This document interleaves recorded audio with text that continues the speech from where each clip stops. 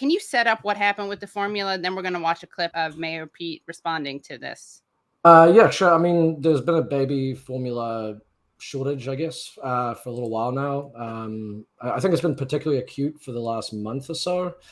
People sort of all around the country kind of struggling to figure out where to get some. They're driving to very far away places to try and find any of the sort of, looking on the internet, prices are very high. Basically just generally hard to get a hold of.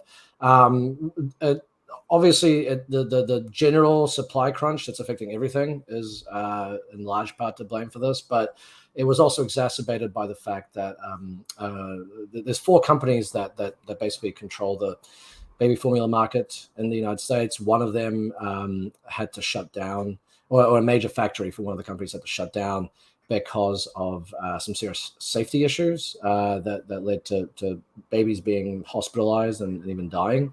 And that just made the crunch worse for baby formula. The Biden administration has come under fire basically because it didn't really act with urgency through this whole crisis.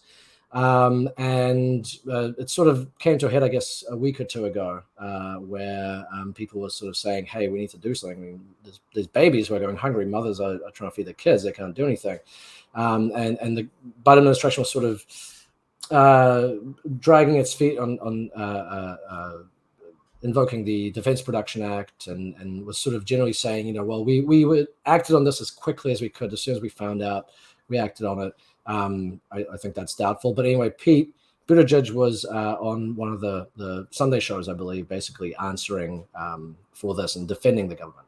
Yeah, Face the Nation. And we have that clip. Let me show that clip right now. I want to ask you a little bit on a personal note. We've been talking about this baby formula shortage nationwide that's been ongoing now for months. You have infants at home.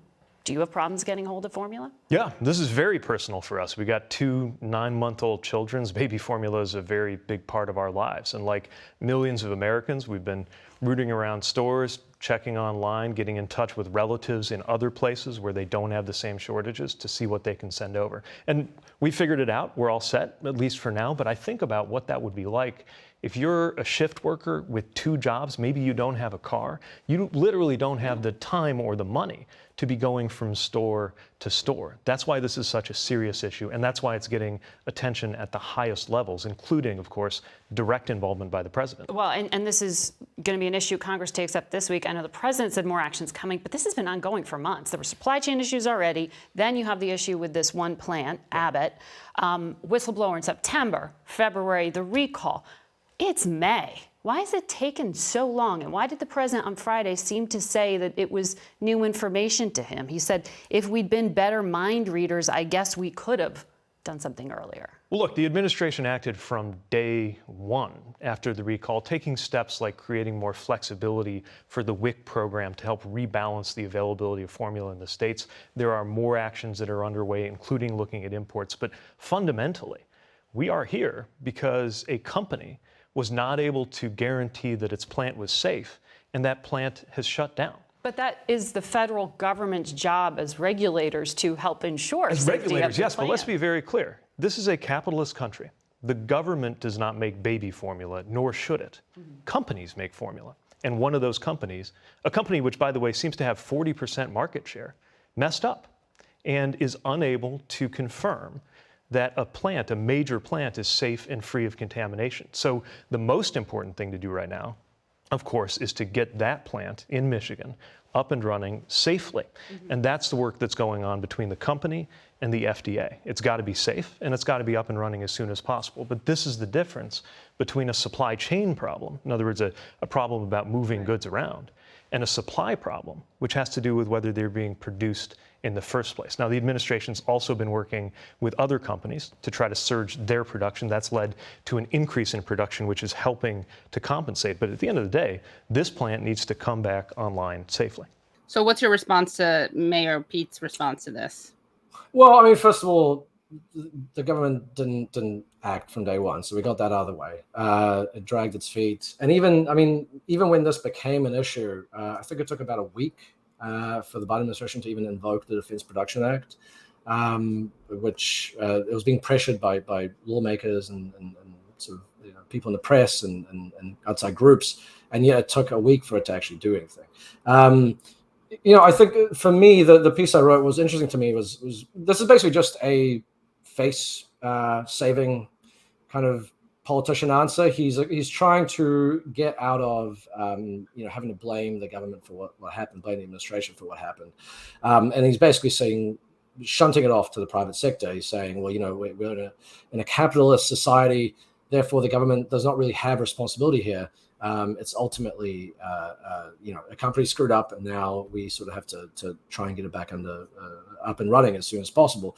Now, what's interesting there is, number one, even in a capitalist society, obviously federal regulators, government regulators, have a pretty important role in ensuring that things run smoothly. We know that isn't what happened in this case. I believe that the FDA did a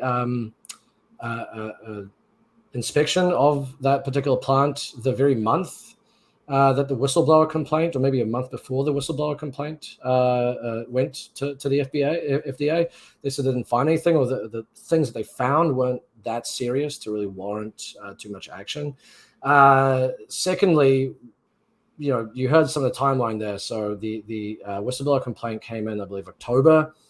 The FDA only really acted on it by December. And by, I think, the next year, February this year, a couple of babies went to the hospital. So the government dropped the ball in a big way here. But then the really interesting thing is the way that basically Pete tries to throw blame off of the administration and wash his hands basically of this failure, which is to say, well, look, we live in a capitalist society.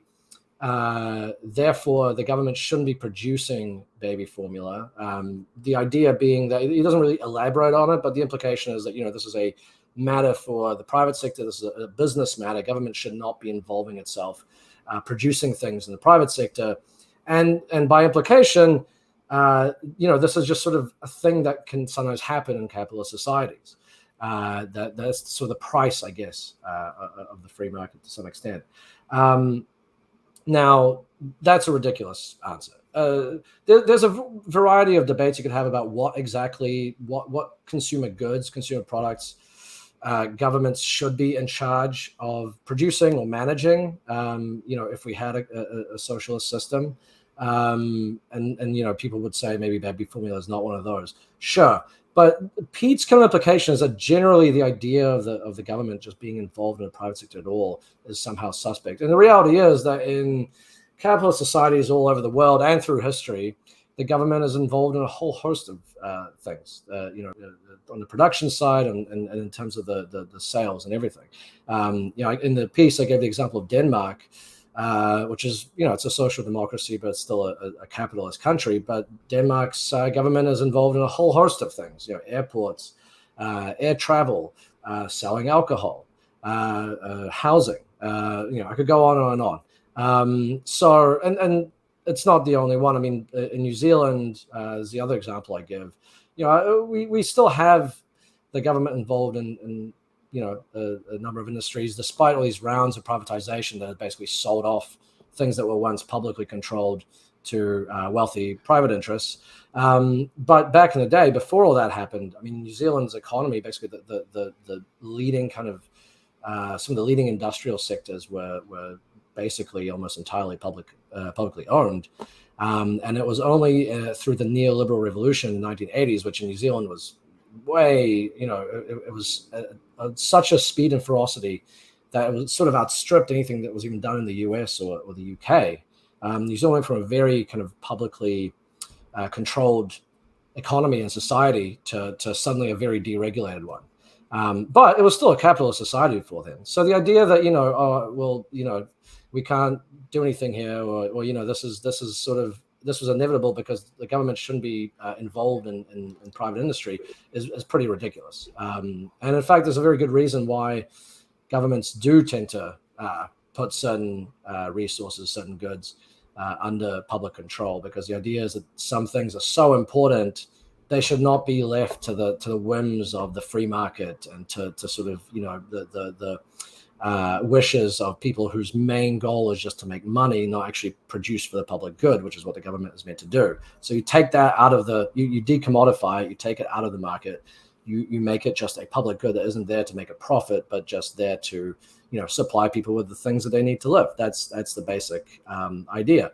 Now, again, with the baby formula should be the thing that the government produces. That's a whole other debate. But you know, the idea that the government shouldn't be involved in things that the private sector does now, I think is pretty ridiculous, pretty spurious.